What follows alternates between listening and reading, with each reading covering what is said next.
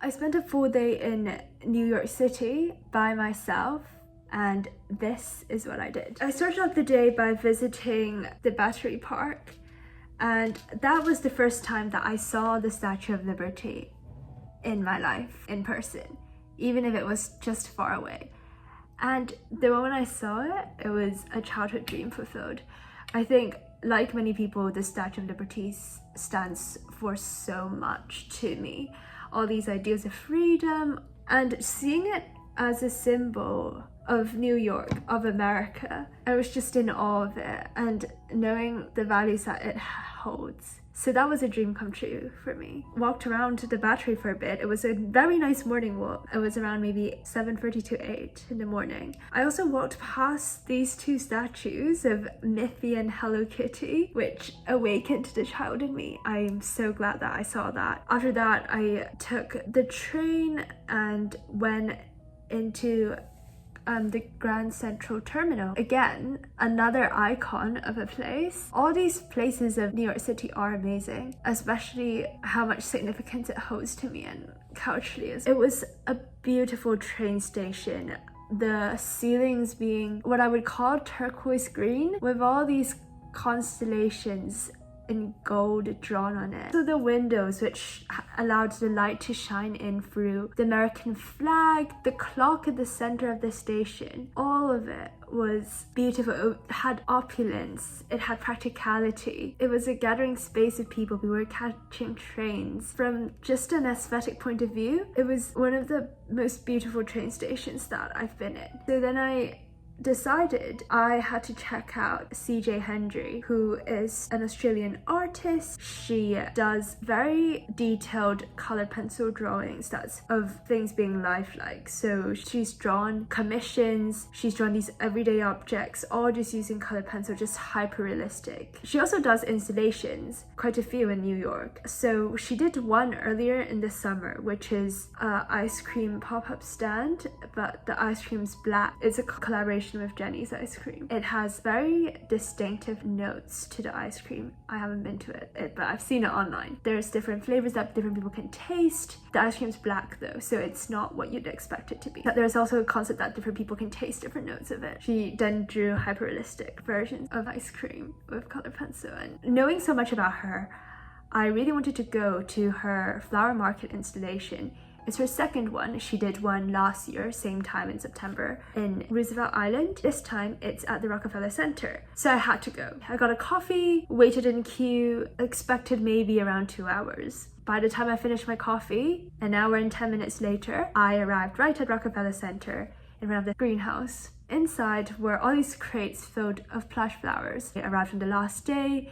Some of the flowers are sold out, but the basic premise was that art was meant to be accessible to everyone. It was something that you could touch with your hands, with your senses. She made it as an interactive installation that the public can go into. They're all plush flowers. You go in, you queue up, you get your first hour for free, and then you pay $5 extra for each. There are things that I'm quite interested in terms of whether or not this is making art accessible, or whether or not it's just a commercialization of art, whether or not it is just mass consumption, which is some of the critiques that people have.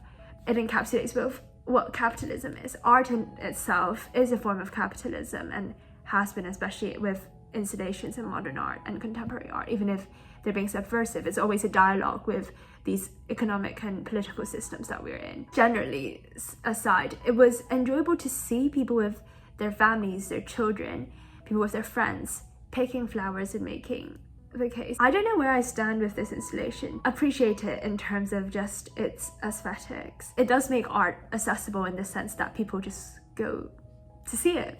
Hendry, with her hyper-realistic colored pencil drawings and art, that in itself is very much worth commending. Did pick a few flowers, a little bouquet, just so that I could get some to my friends, who one of them accompanied me to see another of her installations. Somehow I did end up on her Instagram, which was very unexpected. Anyways, it was a very packed day at the Rockefeller Center. So once we made that trip, I walked over to Times Square. Loud, people, tourists, billboards, lights, all of it, you name it, it's there.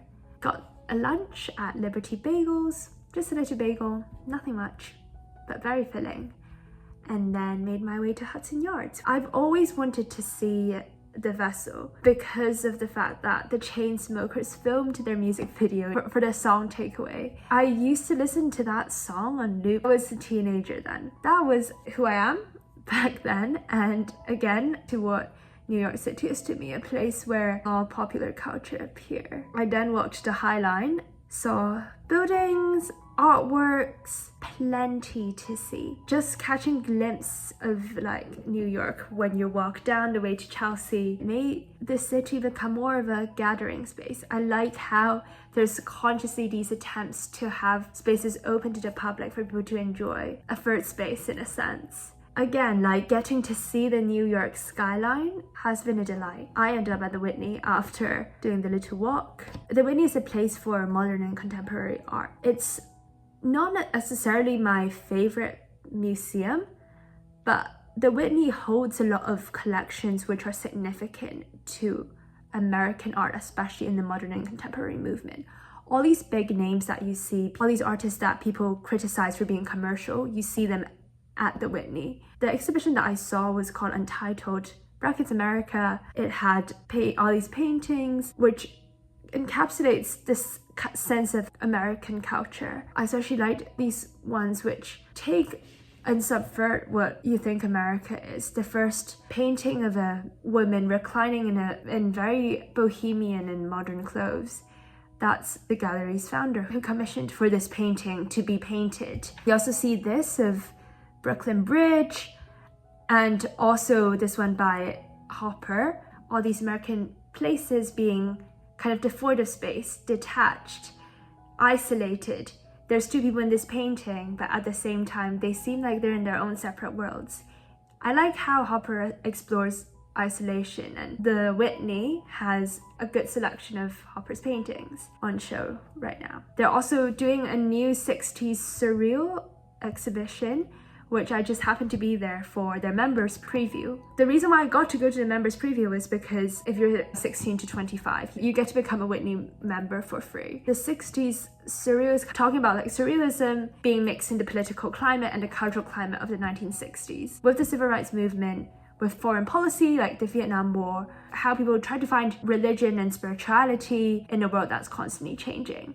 These are themes that are very much still present today. I saw this, which is a critique of the Vietnam War, talked about how the atrocities which are committed by American soldiers. It's also a very hypersexualized image if you look closely, and it is vulgar. It is meant to throw your senses off.